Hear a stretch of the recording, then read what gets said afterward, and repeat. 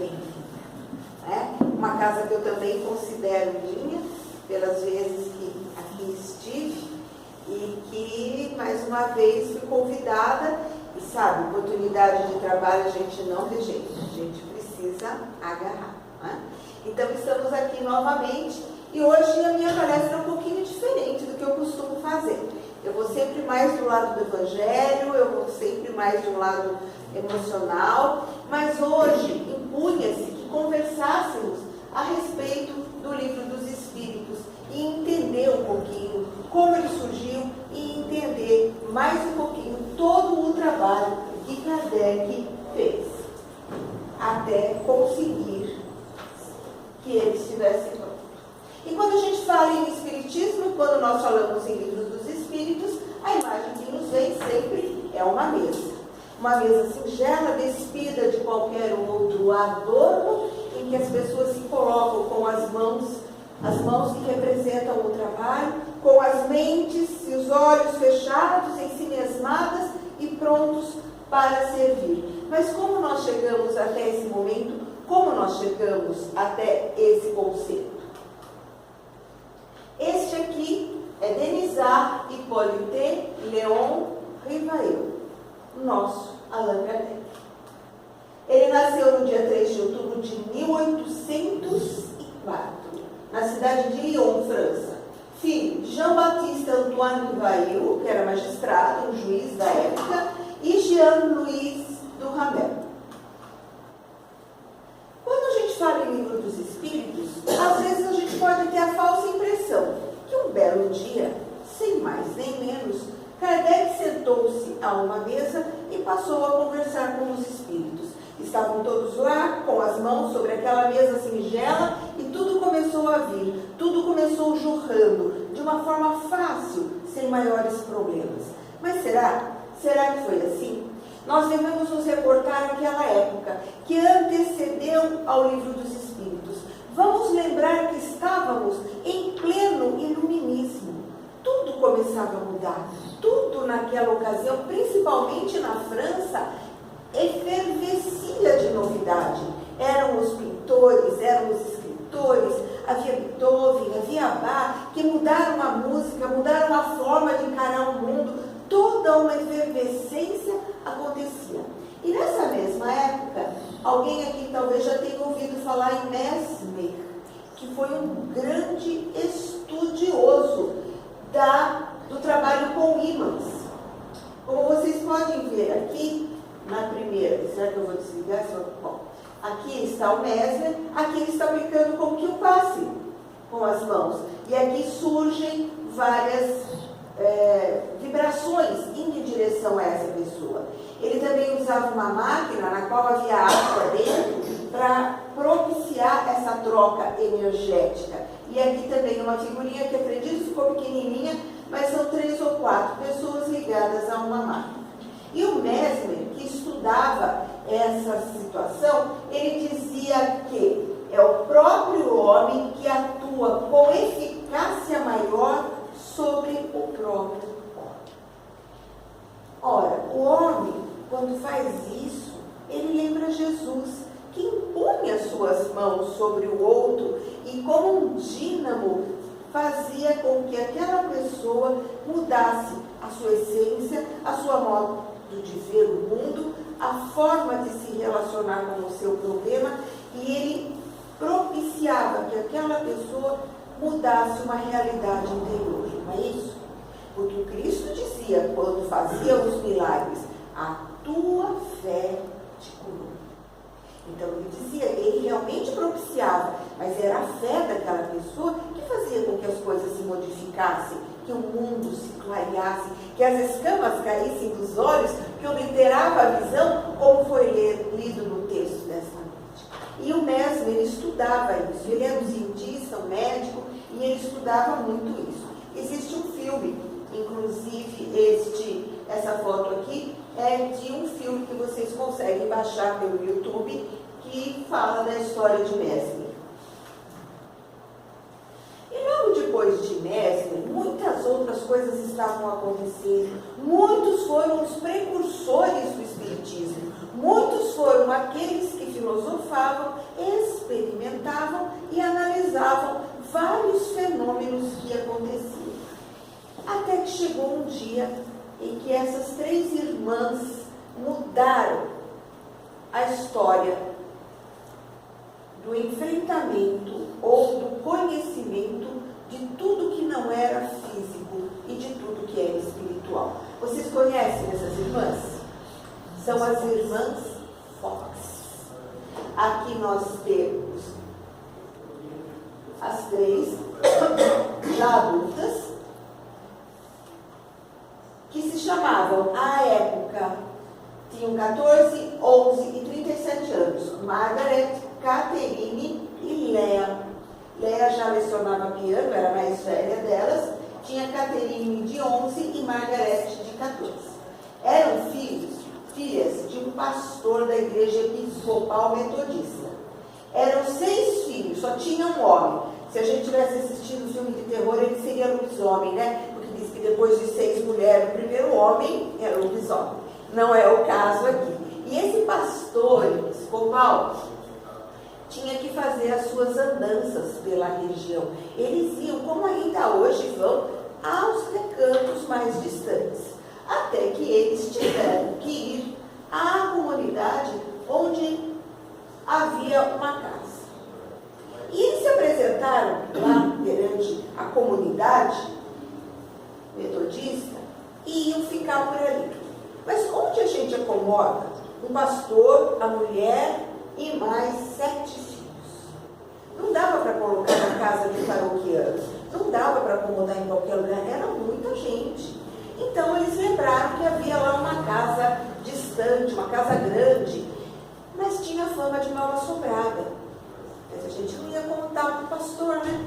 Porque senão eles não queriam ir para lá. Então, com aquele sentimento cristão que deve haver entre as pessoas, deixaram de comunicar o fato de que havia uma casa que era mal assombrada, aquela casa, e eles foram morar lá. Aqui está as 3, e aqui está a casa que foi destinada para eles. E nessa casa já tinham passado muitas famílias, e nenhuma família conseguia ficar lá. De noite, eram barulhos de corrente, eram portas que batiam, janelas que se abriam, objetos que trocavam de lugar, e as pessoas apavoradas saíam correndo. Esse pastor e sua família foram para lá. Na primeira noite, já deram uma certa estranhada no ambiente, mas até que não aconteceu nada demais. Dias depois, a situação foi se agravando.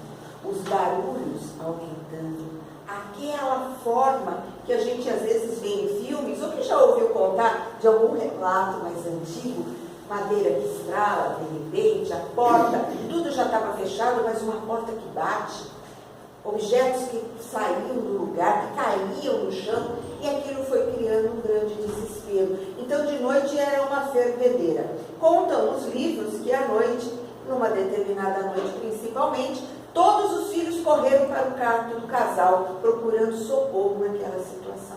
E eu, próprio pastor, já não sabia mais o que fazer. Já tinha rezado, já tinha olhado embaixo da cama, já tinha visto se as janelas estavam fechadas, não havia o que fazer.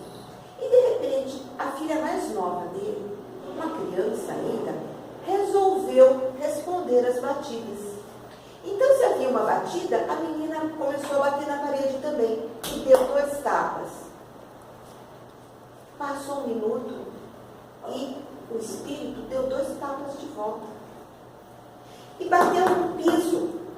Passou alguns instantes, o som é de que alguém também batia no piso com a mesma sincronicidade que a menina. Opa, alguma forma de comunicação estava acontecendo. Se fosse eu, faria papararapá. Mas a menininha bateu e respondeu, e eles criaram uma forma de comunicação. Quando o pastor viu aquilo, falou, bom, dá para comunicar, vamos ver o que está acontecendo. E as primeiras comunicações foram singelas. Existe alguém aí? Bata uma vez para dizer que sim, bata 2 para dizer que não. E eles foram fazendo perguntas e eles foram verificando o que conseguiam daquela história. E vinha um que perguntava que idade tinha, e o espírito batia certinho, E o outro perguntava, escute, quantos filhos fulano tem? E o espírito dava o número de batida certinho para aquilo. E aquilo foi criando uma comoção.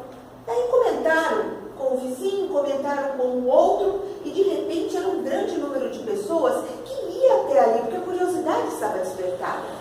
E um queria adivinhar, o outro queria saber com que idade ia casar, o outro queria saber se estava doente ou não estava, se fulano que foi viajar e não tinha voltado, estava morto ou não. E era essa forma singela de comunicação que ocorreu. Até que um belo dia esse sistema foi evoluindo e eles perguntaram, já com esse sistema evoluído. Então a letra A era um toque, a letra B duas, a letra C três e assim por diante. Imagina para formar uma frase toda a dificuldade que é. E perguntam-se, quem é você? Não veio resposta. Perguntou de novo, você é um espírito? Veio a resposta, sim. Como é seu nome? E começou aquela comunicação. Eu sei que depois de muitas tentativas, de muito falar, aquele espírito veio e conta que o nome dele era tal e que ele era um mascate que andava por toda aquela região há muitos anos atrás e que numa noite ele foi oferecer seus objetos ali naquela casa, naquele local, e que convidaram que ele entrasse, e ele entrou com todas as suas malas, onde havia muita mercadoria valiosa. E os donos daquela casa o mataram, enterraram no porão e, obviamente, ficaram com o produto que ele transportava. E ele precisava se libertar, ele precisava de justiça e ele precisava descansar, porque ele não tinha descanso desde então. Todo mundo achou aquela história um absurdo, ninguém nunca tinha ouvido falar daquele mascate, mas por certo ouvido falar das pessoas que lá moravam. Depois de tanto insistir nisso, pois que ele não dava mais sossego para aquela família, eles resolveram escavar os porões daquela residência. E depois de muito escavar, encontraram lá a ossada de um homem e uma lata. Naquele tempo, não tinha carteira, eles guardavam em lata o dinheiro ou alguns objetos pessoais. E lá estava o nome realmente daquele espírito que havia se comunicado antes. Isso foi um furor, porque ao achar a ossada, chamaram a polícia, chamaram os jornais. Aquilo foi muito comentado, muito movimentado na época, e aqui nós estamos nos Estados Unidos. Então, na França havia um movimento, nos Estados Unidos também, em outros lugares do planeta também estavam acontecendo coisas incríveis. E esta foto aqui foi uma foto que saiu no jornal da região quando constataram a existência daquele cadáver e a polícia foi recolher os despojos e descobrir o que havia acontecido. Enquanto isso, lá na França e em toda a Europa, estavam as mesas girantes. Médiuns de efeitos físicos aptos a produzir fenômenos materiais como a movimentação de corpos inertes ou ruídos, dividindo-se em médiuns facultativos e médiuns involuntários. Para que um objeto se mova, eu preciso de um médium de efeito físico.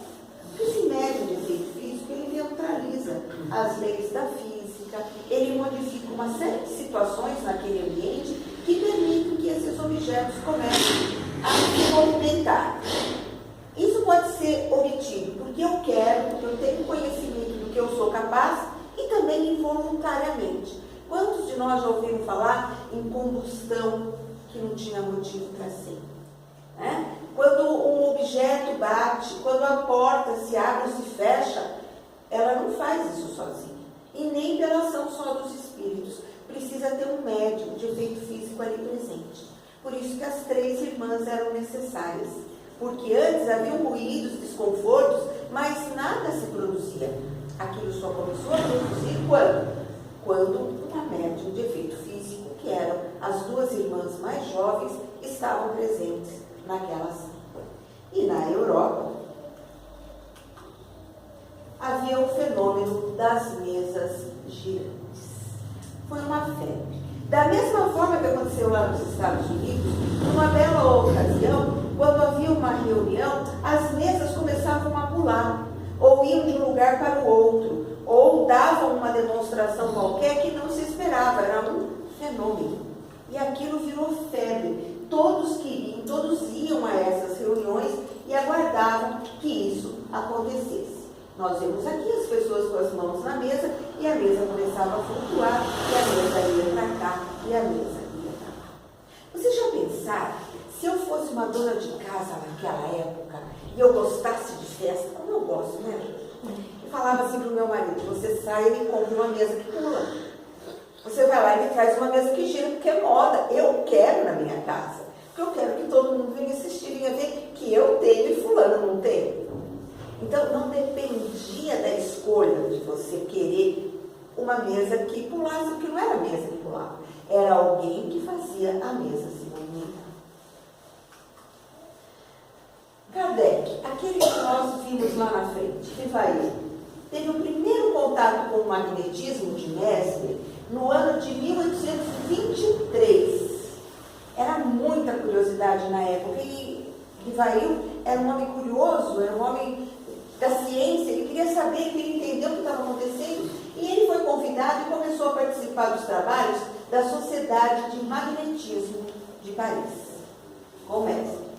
Depois, em 1854, olha a diferença do tempo, 23 para 54. Ele começa a ter contato e analisar. Ele é convidado para uma festa para ver a mesa girando. Eu não vou não, isso é bobagem, isso não existe. É coisa da cabeça dos outros. Mas tanto insistiram que ele foi. E ele chega lá, ele olha embaixo da mesa, ele olha não sei o quê, ele fica curioso e começa a estudar.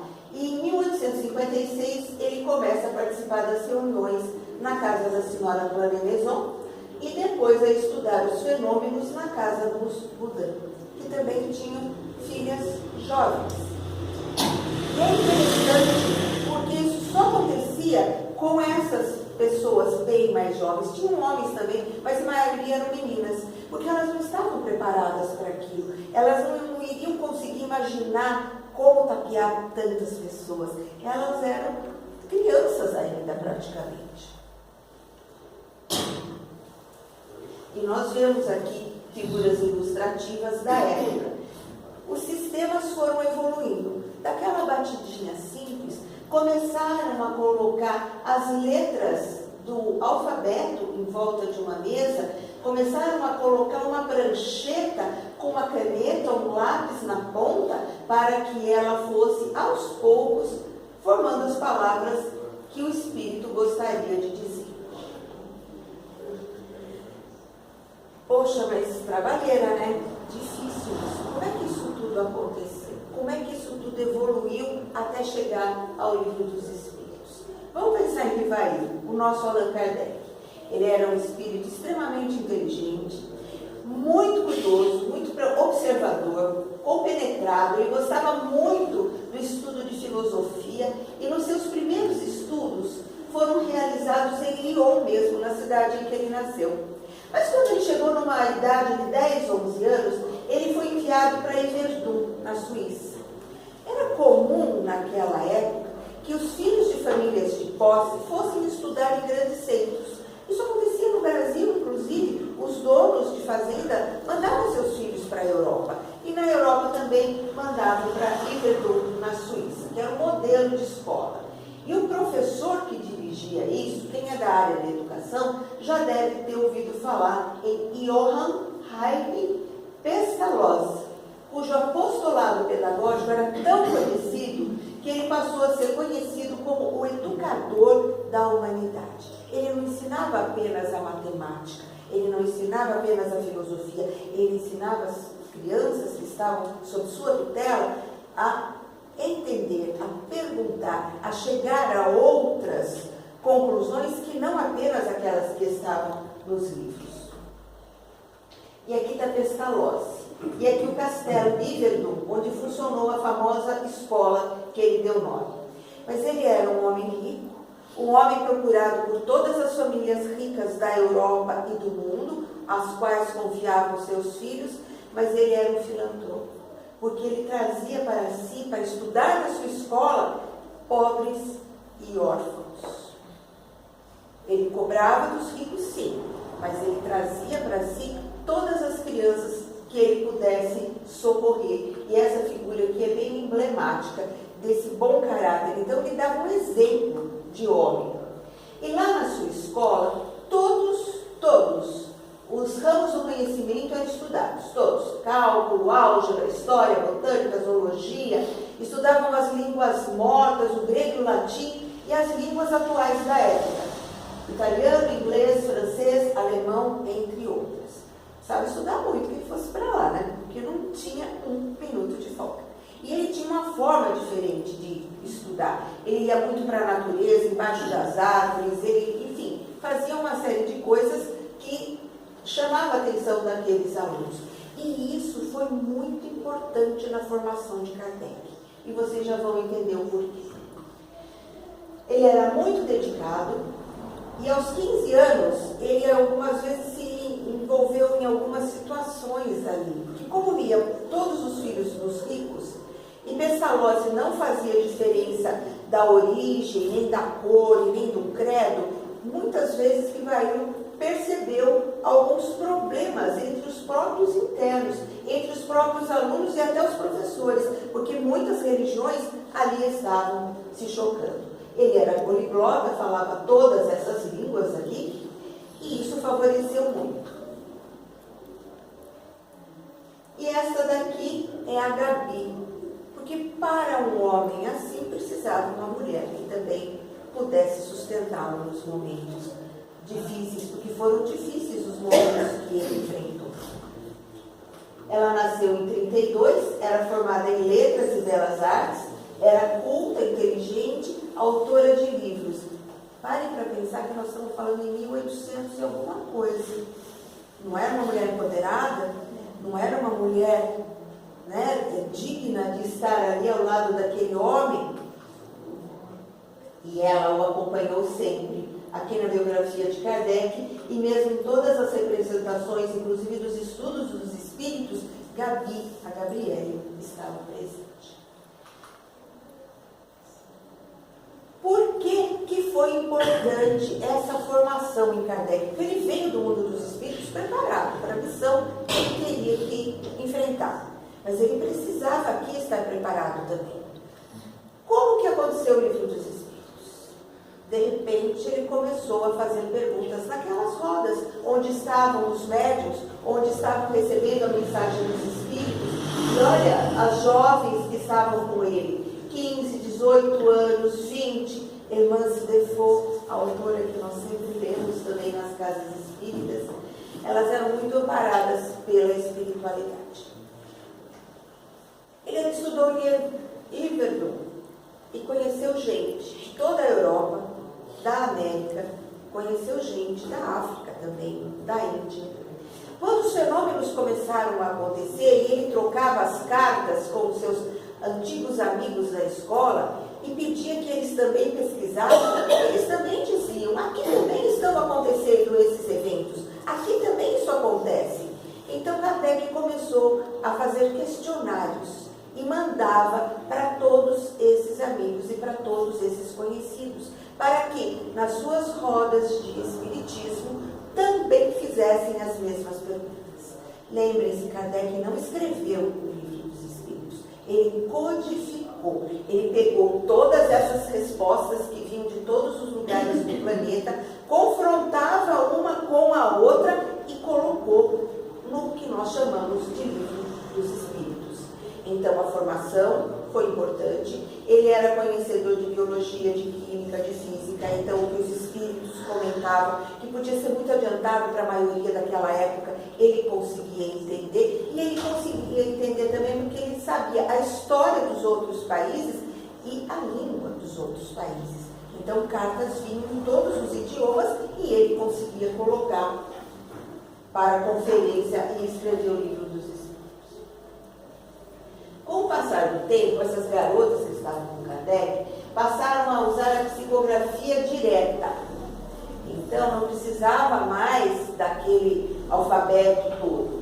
Então, tinha ou uma prancheta com umas rodinhas e eles punham as mãos, ou a tal da cesta de bico, Quem lê obras espíritas já deve ter ouvido falar, e essa é a representação, é uma cesta com cabo, no final da qual havia uma pena, ou para colocar um carvão, ou enfim, uma tinta mesmo, para poder escrever. Já foi facilitando, não precisava mais bater na parede, nem era mais tão demorado o sistema. Com o tempo, também começou a haver a psicofonia, e daí não havia mais a necessidade de esse tipo de sistema. Mas aí você pergunta, por que Rivail começou a se autodenominar Allan Kardec? Primeiro, porque ele sabia que o que ele estava escrevendo não lhe pertencia aos espíritos, e ele não queria se apropriar de uma obra que não era dele, ele era apenas um codificador. E mais, ele era um professor de renome na época. Ele ganhava vida dando aula numa sociedade muito arcaica, muito religiosa, e ele não aceitaria, num primeiro momento, como de fato não aceitou, aquilo que ele estava buscando trazer. E daí ele não sabia como fazer, consultou os espíritos, e uma entidade, um espírito disse a ele que ele deveria usar o nome Allan Kardec, que tinha sido o nome que ele teve numa vida passada, onde ele foi um sacerdote druida. Muito bem. Então, durante várias encarnações, ele também reencarnou buscando respostas filosóficas e religiosas. Então, quando ele veio para cá, apesar do véu do esquecimento que se abate sobre todos na hora da reencarnação, ele trouxe uma vivência que permitia que ele aceitasse melhor aquelas situações. Então, esse seria o Allan Kardec naquela encarnação. Ele queria deixar muito claro, que a nova religião era dos espíritos. Era uma nova religião. E muito mais que uma religião, era filosofia e ciência, sustentada pela fé raciocinada. Existe um trecho onde ele fala que não era uma coisa nova, mas que trazia luzes novas sobre aquilo que já existia, tanto na ciência como na filosofia e principalmente na religião, porque ele não nega nada. Apesar da nossa religião não aceitar a fé imposta, tudo tem que ser raciocinado, tudo tem um porquê, tudo tem uma causa, tudo tem um efeito, nós não mudamos o profundo significado da religião que o Cristo nos trouxe.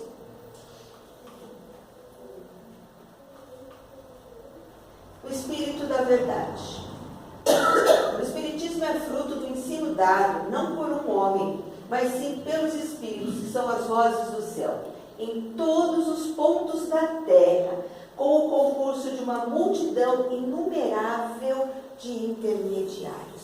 Então, aquele grupo da Europa tinha um grupo de espíritos protetores, mais os seus médios, o outro grupo da Ásia, o outro grupo da África. Todo o planeta contribuiu para que essas notícias chegassem até Allan Kardec. Porque as mesmas perguntas eram enviadas, as respostas vinham com o mesmo teor, mas de forma diferenciada, e aí ele coube enxugar e fazer o livro dos Espíritos. E aqui ele diz que o Espiritismo não é luz nova, mas é uma luz mais brilhante, porque surgiu de todos os pontos do globo, através daqueles que viveram, tornando evidente o que era obscuro. Ele põe fim às interpretações errôneas e deve unir os homens em uma mesma crença, porque não há senão um Deus e suas leis são as mesmas para todos. Quando ele diz numa mesma crença, nós, lógico, não podemos imaginar que ele quer abolir as demais. A evolução era tamanha que nós não vamos fazer a catequese dos demais. Mas a crença num Deus justo, soberanamente bom e misericordioso, e que todos somos irmãos, filhos do mesmo Pai, qualquer que seja a cor da nossa pele, qualquer que seja a nossa origem, se somos típicos ou atípicos, se somos com problemas de saúde ou não, se somos ricos ou se somos pobres, somos todos irmãos. É essa a vertente que Kardec queria nos dizer. E quando vem o Livro dos Espíritos, existe aquela comoção. Vocês sabem qual foi o maior propagador do Espiritismo? Foi um bispo. Foi um bispo. Quando os livros de Kardec começaram a ser publicados, e era difícil naquela época, né? Não tinha Amazon para a gente comprar, não tinha para baixar, então conseguir um exemplar de um livro era um problema. Então conseguir imprimir 56 livros, imagina, era caríssimo. Aquela imprensa daquela época, e Kardec, num imenso esforço, conseguiu fazer alguns livros serem publicados. E esses livros foram divididos e mandados para outros países, para os amigos que haviam contribuído justamente para essa compilação. Quando chega na Espanha, um bispo fica revoltadíssimo, fica sabendo daquilo, diz que é uma heresia, estão mexendo com coisa ruim, isso aí é um absurdo. E ele faz o quê? Ele faz uma grande fogueira numa praça pública da Espanha. A imprensa noticiou. E o que acontece quando a imprensa noticia?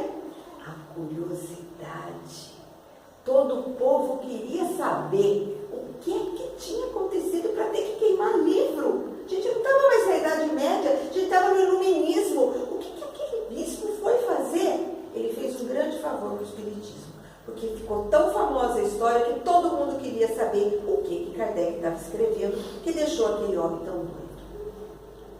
E qual não foi a surpresa, inclusive da própria igreja, quando, lendo o livro, ele vê que nada muda e que, na verdade, ele apenas joga novas luzes, como eu disse, sobre as 3 revelações, sobre as outras 2 revelações, que foi Moisés, Jesus e não Kardec, mas os Espíritos. Moisés veio de um tempo e ele também recebia as coisas do alto, não foi para o Monte Sinai que ele recebeu as tábuas com os 10 mandamentos, mas numa época que a nossa humanidade engatinhava. Parecíamos crianças teimosas que vão pôr o dedo na tomada, crianças teimosas que a gente fala não faz e a criança fazia. Então vem as 10 leis na tábua e só tem um mandamento positivo: amar a Deus. Opa, perdi errado. Amar a Deus sobre todas as coisas. O resto é tudo não. Não falar o nome em vão, não trabalhar no sábado, honrar pai e mãe também é positivo, né? Não matar, não cometer adultério, não roubar, não, porque precisava pôr limite para a humanidade, que ainda engatinhava no conceito de moralidade. Vem o Cristo Jesus. E ele diz, tudo no positivo. Amai-vos, tem de fé, porque a tua fé te curou. Tem de fraternidade, porque o outro é teu irmão. A moral do Cristo vem muito mais aprofundada, é uma coisa mais íntima, mais interior. Não é mais aquela moral hipócrita que era para os outros verem, faz de conta que eu sou bonzinho. É a moral íntima. Ninguém mais competia com o outro, a gente passou a competir conosco mesmos. Nós temos que ser melhor que nós mesmos, não melhor do que o outro. O exercício do perdão e a caridade, porque fora da caridade não há salvação. E disse o Cristo, entre tantas coisas, vós sois deuses, podeis fazer tudo o que eu faço e muito mais, se o quiserdes. Com essa frase ele disse que a nossa evolução é constante e que nós podemos fazer muito mais do que nós fazemos, mas precisamos querer, precisamos evoluir, precisamos estudar e precisamos principalmente nos dispor a trabalhar. Quantas pessoas vêm na casa espírita e alguém fala, olha, eu estou precisando de ajuda. Não é para mim. Hoje eu não posso, está chovendo. Amanhã eu não posso porque vai fazer sol. Quando eu aposentar, eu ajudo. Hoje em dia, com essa lei, acho que ninguém vai aposentar mais. Quem já está aposentado, ótimo. E será que eu chego até o tempo da aposentadoria? Porque eu não sei nem se eu chego em casa hoje. Porque a minha vida não depende do meu querer. E talvez a oportunidade que eu tenho hoje não se repita amanhã.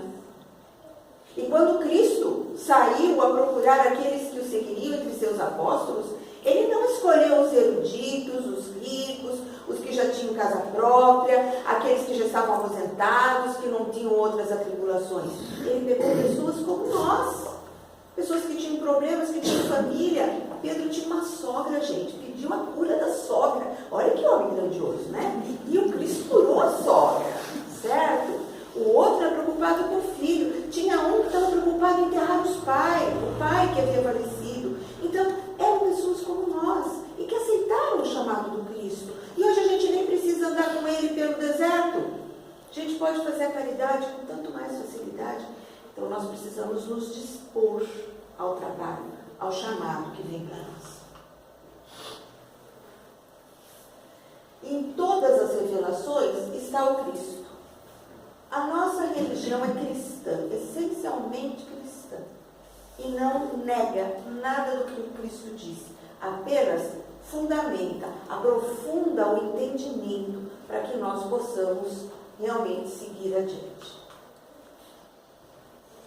Rivail faleceu em 31 de março de 1969, 65 anos de idade, em Paris, vítima de um aneurisma. A sua missão havia se completado. Mesmo assim, em 1890, foi editado o livro Obras Póstumas, que muitas coisas ficaram escritas, e daí coube a viúva Gabi, como ele a chamava, juntar tudo e fazer o livro Obras Póstumas.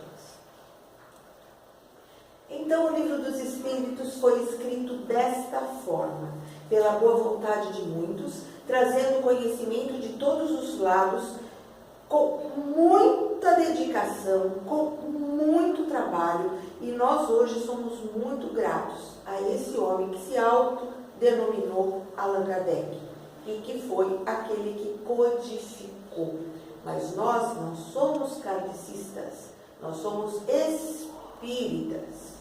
E Kardec é quem trouxe a codificação. É óbvio que às vezes as pessoas perguntam para a gente, qual é a sua religião? E a gente fala, poxa filha, sou espírita. Bem engraçadinho, você mexe com essas coisas, né? Então parece que a gente fica meio frustrado, meio temeroso de falar, porque nós podemos ser confundidos com espiritualistas que seguem algumas outras vertentes. Nós não devemos nos preocupar com isso, porque isso demonstra que nós também temos preconceito para com essas outras religiões. O termo espírita foi cunhado por Kardec para designar a religião dos espíritos. Se os outros se apropriam disso, fazer o quê? Não tem problema. Mas nós não devemos ter vergonha nem dificuldade de dizer o que somos. E mais, nós não fazemos proselitismo. Quantas pessoas vêm na casa espírita e não são obrigadas a se tornar espíritas? Pode continuar seguindo as suas religiões, pode continuar, e vem aqui porque gostam da filosofia, ou vem aqui porque gostam de tomar um passe, e vem aqui porque, aqui o povo é legal mesmo, né? Bora lá que é uma tarde que a gente fica mais recomposta. Nós não queremos fazer isso, não precisamos disso. O que nós precisamos fazer é caridade, porque fora dela não encontraremos salvação. A codificação espírita, então, ela está toda aqui no Livro dos Espíritos. É no Livro dos Espíritos que eu posso buscar respostas. Com quem sou? De onde vim? Para onde eu vou? Por que sofro? Por que eu sou de um jeito e fulano é de outro? Por que na minha encarnação ou no meu projeto encarnatório eu trouxe uma moléstia e não a outra? Eu vim morar num berço rico ou num berço pobre? Inclusive, é na religião espírita que nós conseguimos entender a justiça divina. Se nós não acreditarmos em reencarnação, se nós não acreditarmos em ação e reação, causa e efeito, como nós conseguiríamos achar que Deus é justo? Se nós continuássemos acreditando que se vive só uma vez, como eu posso dizer que Deus é justo se ali do lado tem um barraco, numa favela, e que aquela criança chora de fome dia e noite? E que deste lado tem uma mansão onde a criança se regala de tanto comer. Como eu poderia acreditar na justiça desse Deus se eu vejo nos braços de uma mãe desesperada uma criança acometida de tantas deficiências e tantas doenças, e do outro lado da calçada, uma criança risonha e feliz, saltitante, andando de mãos dadas com sua mãe?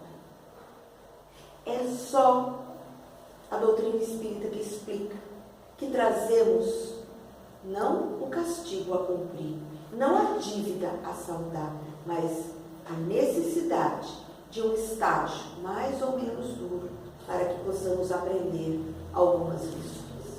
E aprendemos mais, porque a quem muito é dado, muito será pedido, e aqueles que nascem nas mansões talvez venham com uma obrigação de servir muito maior do que aquele que nasceu numa situação economicamente deficitária.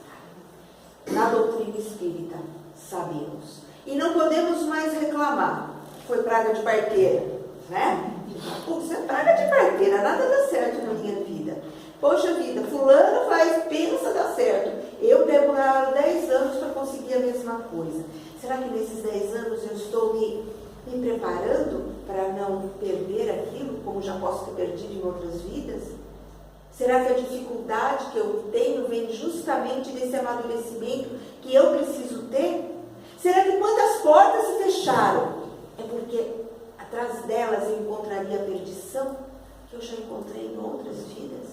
E talvez quando Deus aparentemente me diz não, na verdade Ele está falando sim, mas é por aqui que você tem que ir. É na doutrina espírita que eu conheço um Deus justo, bom e profundamente misericordioso. E no livro dos Espíritos estão todas essas respostas, da questão 1 à questão 1019. Depois dele, nós temos outros livros, como a Gênese, que abordam mais profundamente as questões 1 a 75 do livro dos Espíritos. Temos o Evangelho segundo o Espiritismo, que é a moral da nossa religião, que está nas perguntas 614 a 919. O livro dos Médiuns, das questões 76 a 613. E o Céu e o Inferno, questões 920 a 1019. É nessa ordem, é nessa cronologia que nós aprofundamos o nosso conhecimento. Então, obrigado, Kardec, por tudo que você nos propiciou. Porque no Espiritismo nós aprendemos principalmente o quê? A perceber que tudo isso que nós vemos, que todas as nossas dificuldades, as nossas facilidades, os nossos dons e as nossas demandas só são a ponta do iceberg. Eu trabalho o mesmo tanto que fulano, ele consegue mais coisas do que eu. Mas é porque abaixo da linha do oceano tem todas as fantasias que viemos trazendo de outras vidas, emoções nem sempre boas, memórias, desejos, recalques, compulsões, vontade de fuga e agressividade. E nós não estamos vendo aqui o que somos hoje, mas nós não estamos vendo o que já fomos. Hoje, não canso de dizer, nós somos a melhor versão de nós mesmos. Estamos no ápice de tudo que nós já passamos. Já devemos ter pregado chiclete na cruz, como o povo diz, né? Quando a gente assiste a passagem do Cristo no Calvário, e a gente chora, a gente se emociona. Quantas vezes podem ser memórias antigas que possamos ter participado daquilo de uma forma ou de outra?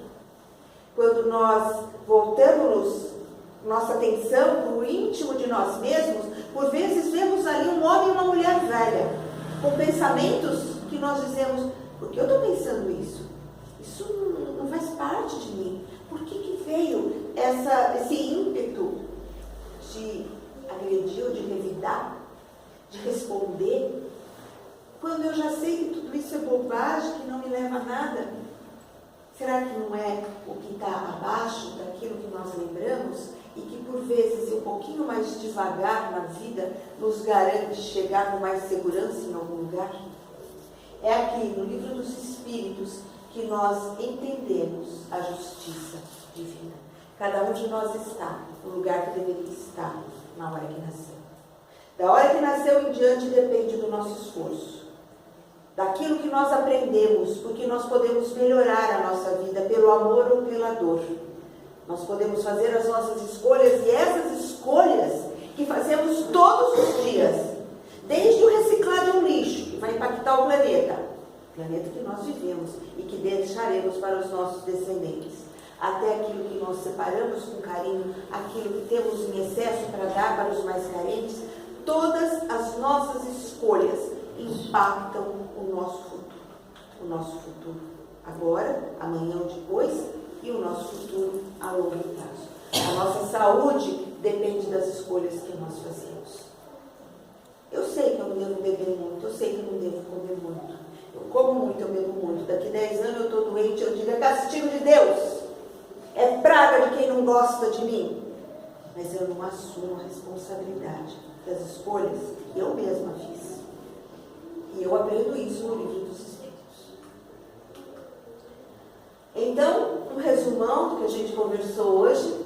Eu não entrei nos detalhes dos precursores do Espiritismo, porque senão ficaria muito longo, mas nós tivemos Emanuel Swedenborg, Andrew Jackson Davis, Daniel Douglas Hume, na Escócia, as irmãs Fox, as mesas girantes, Hipólito Leon, Denisard, Rivail. Em 18 de abril, o Livro dos Espíritos, e a partir de 1858, a Revista dos Espíritos. Então, da mesma forma que antes do Cristo chegar, muitos profetas foram enviados a falar para o povo judeu, que muitos profetas vieram e disseram o que poderia acontecer e deram luzes novas sobre a realidade daquele povo, também, antes do Livro dos Espíritos, muitas foram as manifestações para que o mundo se preparasse para aquilo que viria, a terceira revelação. Eu não vos deixarei sós. E depois de mim virá o Consolador prometido. E não tem obra mais consoladora do que o Livro dos Espíritos. Kardec dizia que fé inabalável só ou é a que pode encarar a razão em todas as épocas da humanidade. É a frase maior dele, e a outra frase que nós encontramos no Evangelho segundo o Espiritismo é que fora da caridade não há salvação. Fé e razão. Orai e vigiai constantemente.